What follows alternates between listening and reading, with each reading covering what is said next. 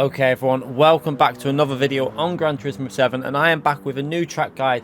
This week's daily race C at Watkins Glen with racing hard tyres, BOP on, and obviously default setup. Now this is on the new physics. We do already have a track guide on, I think, the soft tyres from this combination from a long time ago. However, with the new physics, a lot of things might have altered ever so slightly actually, with the braking points and obviously how you take some of these corners with the extra weight on these cars. So we're going to go through the details of picking out your braking points, some little bit of advice on how you're going to take these corners now on this game, and yet try and see if we can make you a little bit faster. Now the best car for time trial is probably the Supra. However, I'm finding the M6 really good in race conditions, and you might like this as well. So when it comes to the Supra on this track, your braking points are going to be pretty much identical. In some of the high speed braking zones, you might brake a little bit earlier, and I'll point them out when we get there. So starting your lap, going into turn 1, we are going to be looking for the 300 and the 200 board. Now we're going to brake closer to the 200 board. You can see it there. We're braking just past. So watch this as we're coming into. We're going to go past the 300 and then braking just before the 200 board. Now obviously with the Supra, it's going to be pretty similar because the acceleration isn't quite as good on early acceleration, but you pretty much the same braking point for that corner.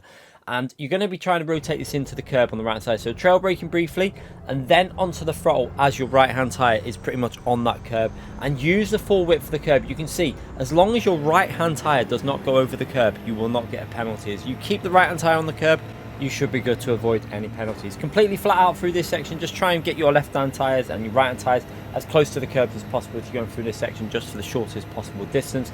And then we're going to power on our way into the next braking zone. Now in the Supra, you might brake a little bit early in what I'm doing here, so make sure you do that if you're in the braking zone. So I'm braking just before the 300. You might want to brake a fraction earlier than that with the Supra.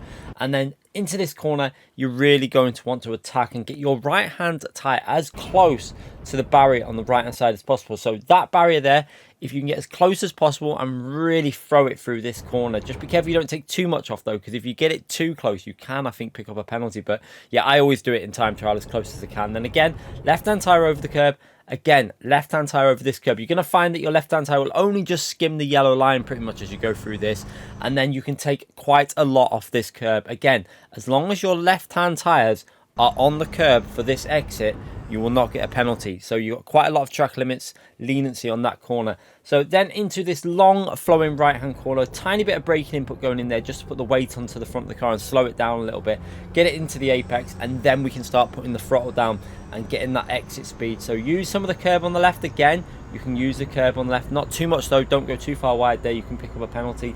And then using the 200 ball for our braking. Again, Supra will be very similar for this corner, using the 200 as a braking reference. And then we're going to go downshift to third gear. Now, one thing with these new physics is you really have to get the speed slowed down and then rotated and then on the throttle. You can't just slide the car in anymore. It's all about slowing the car down, then onto the throttle and powering out as early as you can.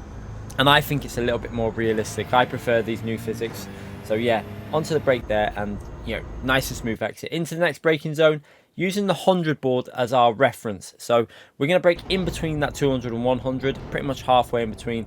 Rotate it through here, downshift a second, then back up to third gear with the BMW, because it's a little bit sketchy on power. So just be careful with your throttle inputs as you're putting the power down through this corner, and then just trying to get as good an exit as possible, working our way into the next braking zone. So again, powering our way into the next braking zone, we're going to be looking for the 200 board, and we're going to brake ever so slightly past that, and it's going to be very similar with the Supra as well, probably just past that 200 board. So keep your eye on the 200 board, past it, onto the brakes. I'm now slowing the car down into this tricky right hand corner. You want to get this car rotating into it as you put the power down. So we're going to go down to second gear, and we're going to try and turn this car in. So you can see the line that we're going to take. Turn the car in, get it as close to the curb as possible, and then onto the throttle just as before you're coming out the exit of the corner. Now be careful on the exit here. You're going to see I go a little bit onto the curb and the rear goes a little bit loose, but I do manage to save it. And now we're going to be looking at the 100 board. Again, same for the Supra over this braking zone, just before the 100 board. And again, trying to rotate this car. It's all about getting the car turned, rotated, then on the throttle. So again, this corner is very important to show that. So you can see down second gear, then I'm going to go up to third gear, slowing the car down, waiting for the rotation. And then when I feel confident, I can go maximum throttle. Not instantly maximum throttle though, because you can lose control of the car with a BMW doing that. Again, this left hand corner, we're going to brake just before the 100 board on the right hand side, using the 100 on the reference on the fence there.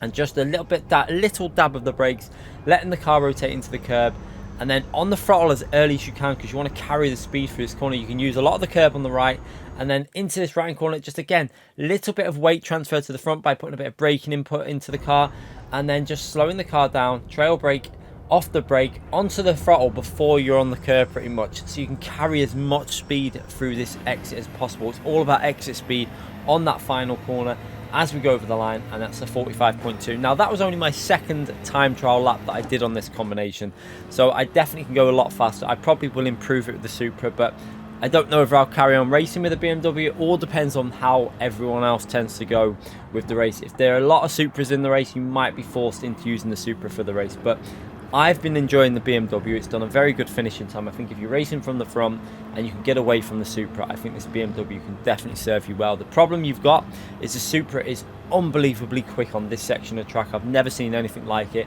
They do need to power nerf that Supra a little bit, I think, and maybe take a bit of weight off just so it handles a bit better, but it's got less top speed. So yeah, again, you can see, look how close we get to the barrier. Again, look at the lines on the track. You can see the curbs. Curbs are the limit a lot of the time. Some corners, it's not all about the curbs. You have to be careful.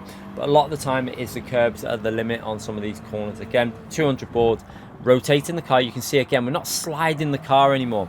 The car's not really sliding. It's a little bit more planted. You can see, got to get that squared off. You've got to be just careful before you're putting that throttle down now. I do like the new physics. It's a bit more about turning the car and coasting it through the corner, waiting for that throttle, and then getting the exit speed out of the exit rather than before. A lot of people were just sliding it into the corners, almost drifting into corners, and it was fun to do, but it wasn't the most authentic way to play the game, I think. And I think this now feels a little bit better how it should be. So into this braking zone again, you can see, waiting for that rotation, then we feel the rotation, full throttle, be careful you don't lose it on the curb, and then into this fast left hand corner. This is all about just carrying speed, using the curb again. You can see all the way up to the curb, you can see over the yellow line, so the curb is the limit there, and then just be careful on this corner you don't run into the barrier on the left hand side, and powering our way over line for a solid lap. It's not amazing, there's definitely a 44 in that for the BMW. That was our second lap only on the time trial. We did it while live streaming. So yeah, hopefully you enjoyed this track guide. If you did, make sure you subscribe to the channel, hit that like button, and let me know in the comment section if it's helped you out. Thanks again for watching, everyone.